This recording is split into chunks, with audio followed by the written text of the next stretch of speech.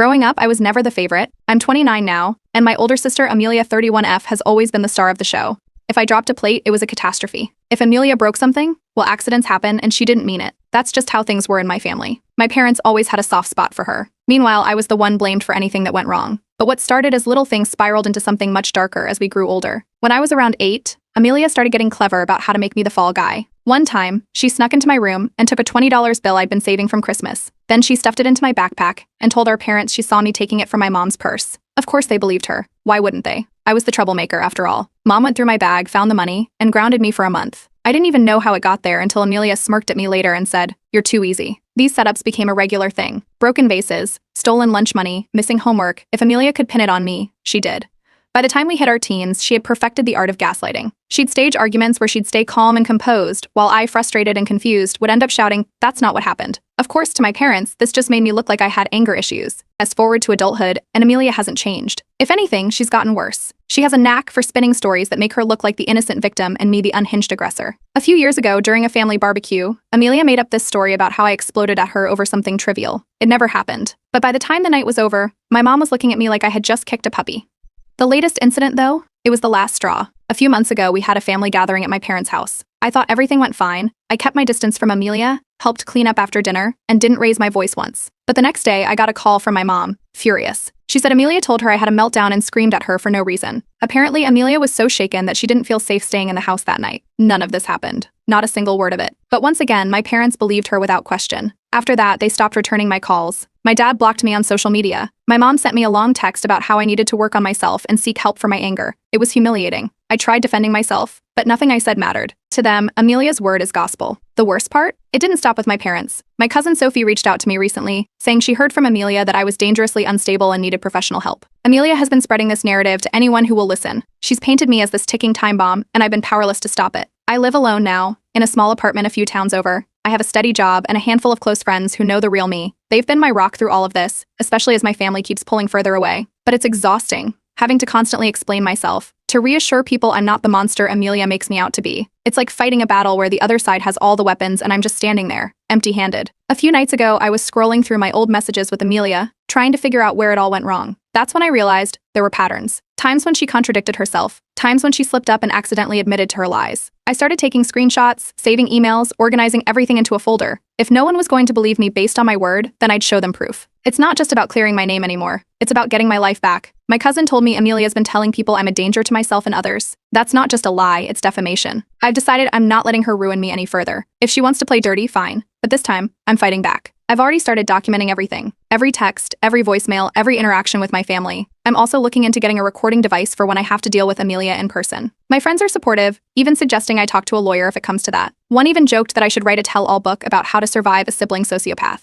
And then, like a flashback, I remembered something from when we were kids. I was 14 and Amelia had convinced my parents I was stealing money from their wallets. I wasn't, of course, but I remember thinking back then, how do I prove something I didn't do? That's exactly how I feel now, but this time, I have a plan. The first step is reaching out to my parents, one last time, to try and get through to them. If that doesn't work, I'm taking this public. I'm not sure where this will end, but I know one thing, I'm done staying quiet. Update 1. After my last post, I decided it was time to stop being reactive and start taking control of the situation. Amelia had spent years controlling the narrative, but now, I was going to rewrite it with cold, hard evidence. The first step was preparation. I bought a small recording device online, something discreet that could easily fit in my pocket. It wasn't cheap, but I figured if it could capture Amelia in the act, it would be worth every penny. I knew I couldn't rely on just my word anymore. People believe what they see and hear, and I needed proof. With that set up, I reached out to my cousin Sophie. She's one of the few family members who still talks to me, though she's also close with Amelia. I figured she might know what Amelia's been saying about me recently. When we met up, Sophie hesitated at first, but after I told her everything that's been going on, she admitted Amelia had been bragging about how easy it was to make me look bad. That was the word she used, easy. Sophie didn't seem entirely comfortable with the whole thing, but she confirmed that Amelia had been spreading stories about me losing it at family events. She also mentioned that Amelia's been telling people I need professional help, which explained why even distant relatives had started acting weird around me. After that conversation, I knew I had to get more organized. I went through old text messages, emails, and anything else I could find, saving screenshots and categorizing them into folders. It was time-consuming, but it felt like progress. I found messages where Amelia contradicted herself, texts where she tried to guilt-trip me, and even emails where she played the victim after clearly instigating an argument. It was all there, written in black and white. The next piece of the puzzle fell into place by accident. A few days later, I ran into Amelia at a mutual friend's birthday party. I didn't know she'd be there and I almost left when I saw her. But then I realized this was an opportunity. I turned on the recording device in my pocket and stayed. Amelia wasted no time approaching me. She had that smug look on her face, the one she always gets when she knows she's in control. She made a few snide comments, subtle enough that anyone listening might think she was just teasing, but pointed enough that I knew exactly what she was doing. Then, as if to rub salt in the wound, she said something along the lines of, "It doesn't matter what you say. Everyone believes me, not you." I didn't respond, just let her talk, knowing the recorder was capturing every word.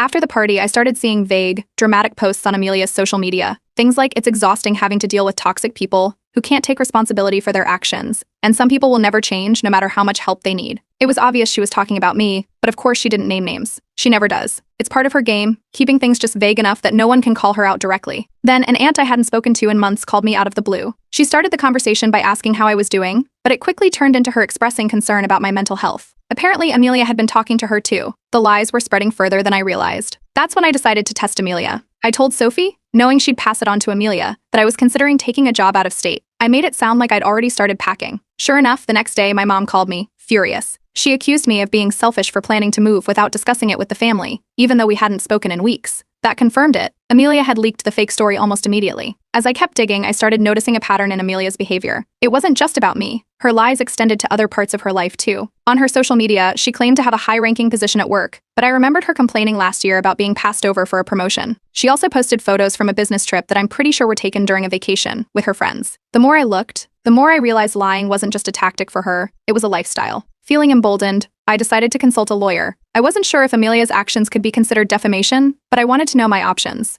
The lawyer was cautious, saying defamation cases are tricky, but she agreed that I had a strong case if I could prove Amelia's lies had damaged my reputation. Meanwhile, my Reddit post was gaining traction. The support I received was overwhelming. People shared their own stories of manipulative family members and offered advice on how to gather evidence. Some even suggested going completely no contact with my family, but I wasn't ready for that yet, not until I exposed the truth. As I worked through my plan, I stumbled upon something big, a secret about Amelia that could change everything. I'm not ready to share the details yet, but let's just say this might be the key to turning the tide. Update 2. After my last update, things escalated quickly. The fake story about me moving out of state confirmed Amelia was leaking information, but that was just the beginning. I hadn't expected what came next, uncovering something that went far beyond her lies about me. It started with Sophie, my cousin. We were chatting again when she mentioned something offhandedly about Amelia helping out my parents financially. That caught my attention because I knew Amelia's job wasn't exactly stable. Sophie went on to explain that Amelia had been telling people she was covering bills for our parents, claiming I wasn't helping at all. She even showed me a screenshot of Amelia complaining to another relative about being the only responsible one. That didn't sit right with me. Curious, I started digging. My parents are usually private about money, but I remembered seeing my mom's email password written in an old notebook at their house during one of my visits years ago. It was still saved in my notes. I logged into her email and combed through the inbox. I wasn't sure what I was looking for at first, but then I found it, a string of messages from Amelia to my parents, claiming she needed money for emergencies. There were vague explanations about medical expenses and work-related costs, but they didn't add up. Attached to one email were what looked like fake invoices for a car repair shop and a hospital bill. I googled the hospital name. It didn't even exist. I compared the dates on the invoices to Amelia's Instagram posts. On the day she was supposedly bedridden from a medical emergency, she was posting selfies from a beach vacation. That wasn't all. Buried in the emails were bank transfer confirmations. My parents had sent Amelia thousands of dollars over the past 2 years. My stomach dropped. They believed her story so completely that they were financially supporting her, all while she painted herself as their savior to the rest of the family. I compiled everything, the emails, the invoices, and screenshots from her Instagram posts. Then, I sent an anonymous email to my parents with the evidence. I didn't include my name, just the facts. Within hours, my mom called me, clearly upset. She accused me of fabricating the documents to get back at Amelia. My dad, on the other hand, was silent during the call, which told me he was starting to piece things together. The next day, I got a message from Sophie. Apparently, my parents confronted Amelia about the email. She denied everything, of course, and spun a wild story about how I must have hacked her accounts to fake the evidence. She even claimed I had been stalking her, which was absurd. But here's the kicker. She called half the family, trying to discredit me further. She said I was spiraling and needed help. A few relatives messaged me, asking if I was okay. It was infuriating, but I kept quiet. I wanted to let her dig her own grave. That opportunity came sooner than expected. Amelia called me, probably trying to provoke me into saying something she could twist. I kept the conversation calm, all while recording it on my device. At one point, she let her guard down and admitted she had borrowed money from my parents but said it wasn't a big deal because they're fine financially. That recording became the final piece of my growing arsenal of evidence. Meanwhile, I spoke with my therapist about everything that had been happening. She had already been helping me navigate the emotional toll of Amelia's behavior, but this time I asked for something more concrete. She agreed to write a letter confirming my mental stability, which directly contradicted the lies Amelia had been spreading. Armed with evidence, I decided to go public. I created an anonymous account and started posting screenshots of Amelia's lies and manipulations online. I left out my name and family's details, but the story quickly gained traction. People in the comments were shocked, and some even shared their own experiences with toxic siblings. The post went viral, and soon, extended family members began reaching out, apologizing for believing Amelia. This was the tipping point. My parents, especially my dad, started questioning Amelia's stories. My mom was still in denial, clinging to the idea that Amelia must have had good intentions. But as more relatives saw the posts and came forward with their own doubts, the cracks in Amelia's facade began to show. That's when Amelia escalated. She threatened legal action, accusing me of defamation. What she didn't know was that I had been consulting a lawyer since the beginning. My lawyer reassured me that the evidence I had was solid, and that any case she tried to bring against me would likely backfire. Then came the moment of truth. My parents invited me to a family dinner, insisting it was time to talk. Amelia was there too, smug as ever, but I was ready. During the meal, I pulled out the recordings, emails, and screenshots, presenting everything to the room. It was like watching a movie. My dad's face turned pale, my mom was speechless, and Amelia, she lost it. She accused me of setting her up, but the evidence was overwhelming. By the end of the night, my parents apologized. It wasn't perfect, and I'm still skeptical of how genuine they were, but it was a start. Amelia stormed out, yelling that we'd all regret this. For the first time in years, the lies were out in the open, and Amelia's web of manipulation had finally unraveled. Update 3. After the family dinner where Amelia's lies were exposed, I thought things would finally settle down. Instead, Amelia went into overdrive, doing everything she could to paint herself as the victim. Within days, my phone was flooded with messages from extended family. Some were confused, asking what was going on. Others were outright angry, claiming I'd orchestrated a public humiliation of Amelia. It turned out Amelia had been busy. She called anyone who would listen, spinning a new narrative. I had planned the entire confrontation to destroy her reputation. She claimed I'd hacked into her accounts, manipulated her emails, and faked the recordings. To make it worse, she added that I'd been stalking her, showing up uninvited to events just to harass her. The audacity of it all was almost laughable, but it worked on some people who were already inclined to believe her. My dad seemed to see through her act, but my mom wasn't so sure. She told me Amelia had been crying nonstop, saying I'd ruined her life. Mom still clung to the idea that Amelia wouldn't act this way unless she had a reason. It was exhausting watching my parents split into two camps, one starting to believe me, the other still trapped under Amelia's spell. The breaking point came at a cousin's birthday party a week later. I wasn't planning to go, but Sophie convinced me it was a good chance to show the family I wasn't hiding. Amelia, of course, was there too. She didn't waste any time. The moment she saw me, she started raising her voice, accusing me of being a stalker. She pointed at me and told the room I'd hacked her accounts to frame her. It was pure chaos. I stayed calm, knowing my recorder was running in my pocket. Let her dig her own grave. The accusations were so wild that even a few family members who had supported Amelia started looking uncomfortable. After the party, I reviewed the recording. Her tone, the dramatic accusations, it was all there. But before I could even decide what to do with it, I stumbled upon something even more shocking. I was going through old emails when I found messages from Amelia, sent years ago, pretending to be me. She had forged entire conversations, sending rude and insulting emails to family members in my name. That explains so much why some relatives had distanced themselves from me without explanation. The details she included in those fake emails were chilling. She even copied my writing style. I compiled this new evidence and sent it to my parents. My dad was furious, finally seeing Amelia's manipulation for what it was. My mom, though,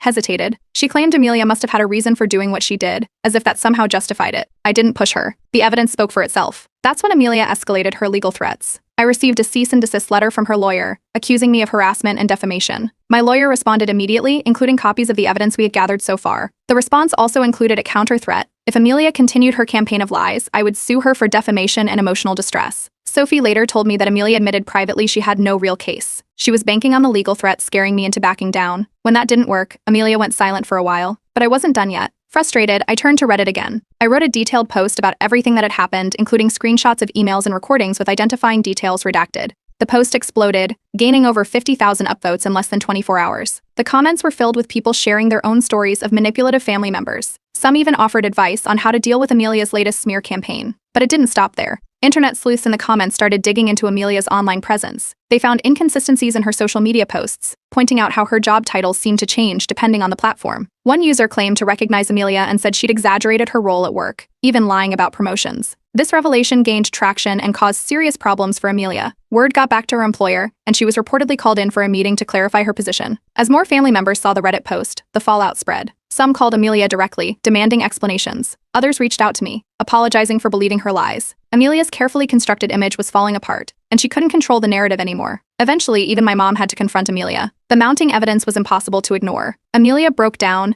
accusing me of ruining her life and claiming she only lied because she felt pushed into a corner. My dad told her to stop making excuses, but my mom still tried to comfort her. It was frustrating to watch, but at least the truth was finally out in the open. While it felt good to be vindicated, the entire process was draining. The constant calls, messages, and emotional toll were overwhelming. Even with the support of Reddit and my friends, it was hard to keep going. But I wasn't giving up. Amelia's meltdown made me wary. This wasn't over yet. Update 4. After my last update, Amelia's behavior took a darker turn. With most of the family now siding with me, she started doubling down on her lies, claiming the evidence I presented was fabricated with help from professionals. She told anyone who'd listen that I'd hired someone to hack her accounts and create fake emails. The story was absurd, but Amelia has always been good at sowing doubt, especially among people who didn't know the full story. Then, the anonymous messages started. I began receiving emails from burner accounts accusing me of being a manipulative liar. The messages were poorly written but detailed enough that I knew they had to come from someone close to the situation. A few of them included vague threats about ruining my reputation. It wasn't hard to figure out who was behind them, but I needed proof. I reached out to a friend of mine who works in it. With his help, we traced the emails back to an IP address associated with Amelia's home network. That was the confirmation I needed. Armed with this information, I documented everything and filed it away. I didn't respond to the messages, knowing Amelia was likely fishing for a reaction. A few days later, Amelia made a surprising move. She sent me a long message, claiming she wanted to start fresh and put the past behind us. She wrote about how much she missed our sibling bond and how hard it had been to see our family torn apart. It was so out of character for her that I immediately suspected ulterior motives. But I played along, agreeing to meet her in a public place. I made sure to bring my recording device to the meeting, just in case. Amelia was overly friendly, trying to steer the conversation toward reconciliation. But as we talked, she slipped up. She started venting about how hard it had been for her to keep everything straight over the years, and casually mentioned how easy it had been to frame me when we were younger. She laughed it off, saying it wasn't a big deal because no one got hurt. The entire conversation was recorded. After the meeting, I shared the recording with my parents and a few key family members. Amelia's tone, the casual admission of guilt, it was undeniable. My dad was furious, and even my mom, who had been hesitant to fully believe me, finally apologized. Hearing Amelia's own words had shattered any lingering doubts. I also shared the recording with Reddit, along with an update on the anonymous messages and the IP address trace. The thread blew up, gaining even more attention than my previous post. People were stunned by how far Amelia had gone to protect her lies. The comments were a mix of support and horror, with many users sharing similar stories of toxic family members. Amelia's world started crumbling fast. She deleted all her social media accounts within a day of the update going viral. Friends and family members who had supported her began cutting ties, and even those who tried to remain neutral distanced themselves. Amelia had always been good at controlling the narrative, but now she had no platform left to spin her stories. Around the same time, a former friend of Amelia's reached out to me. She had seen the Reddit thread and wanted to share her experiences. She sent me screenshots of conversations she'd had with Amelia, detailing how Amelia used to manipulate people in their friend group. It was the same pattern: lies, playing the victim, and turning people against each other. This friend also mentioned that Amelia had borrowed money from her under false pretenses and never paid it back. The new evidence further solidified Amelia's reputation as a manipulator. Most of the family sided with me, but a small group still clung to Amelia's narrative, claiming she had been bullied into a breakdown. It was frustrating, but I decided not to focus on them. The truth was out, and that was enough for me. Amelia's next move was predictable. She announced to a few family members that she was leaving town. She claimed she needed to escape the toxicity and start fresh somewhere else, but most people saw it for what it was: an attempt to run from accountability. Meanwhile, Amelia quietly dropped all her legal threats against me. My lawyer advised against pursuing a defamation case, as Amelia was already discredited. He said there was no point in dragging things out further when I'd effectively won. My parents issued heartfelt apologies for the years of enabling Amelia's behavior and for doubting me. They've started making efforts to rebuild our relationship, but I've set firm boundaries. I'll stay in limited contact, but I won't allow them to bring Amelia into my life again unless she takes full accountability for her actions, which, let's be honest, isn't likely to happen. Reflecting on everything, I feel a strange mix of relief and exhaustion. For years, I lived under the weight of Amelia's lies, constantly defending myself against her manipulations. Now the truth is finally out, and I'm free to move on. The Reddit community has been incredible, offering support and sharing their own stories. It's comforting to know I'm not alone. For now, Amelia is out of the picture, and I plan to keep it that way. Whatever she does next, it won't involve me. Update 5. It's been a few months since everything with Amelia blew up, and life feels like it's finally settling into something close to normal. She's been completely silent, no cryptic social media posts, no dramatic calls to family, nothing. From what I've heard through mutual family members, she's keeping a low profile, which makes sense after everything that came to light. Even those who once sided with her have distanced themselves. I've focused on moving forward. Therapy has been a game changer. My therapist has helped me unpack years of gaslighting and manipulation, and I'm finally starting to rebuild the self-confidence Amelia worked so hard to tear down. I've also been throwing myself into work and reconnecting with friends. It's refreshing to spend time with people who know the real me, without the shadow of Amelia's lies hanging over every interaction. My parents have been making an effort too. After the last update, they started attending family therapy. It wasn't an easy process. There were a lot of uncomfortable conversations about how their favoritism toward Amelia hurt me growing up. But for the first time, they're acknowledging their role in everything. My dad has been especially proactive, apologizing directly and showing he wants to rebuild trust. My mom is trying, though she still struggles with guilt over enabling Amelia for so long. Other family members have also reached out. Several apologized for believing Amelia's stories and admitted they should have asked for my side before taking her word as gospel. It's been bittersweet. On one hand, it feels good to have those bridges rebuilt, but on the other, I can't help but wonder how different things might have been if they'd questioned her earlier. Still, I'm choosing to focus on the fact that we're all moving in the right direction now. The support from Reddit has been incredible. Sharing my story online was one of the best decisions I ever made. Not only did it help expose Amelia, but it also connected me with thousands of people who've dealt with similar family dynamics.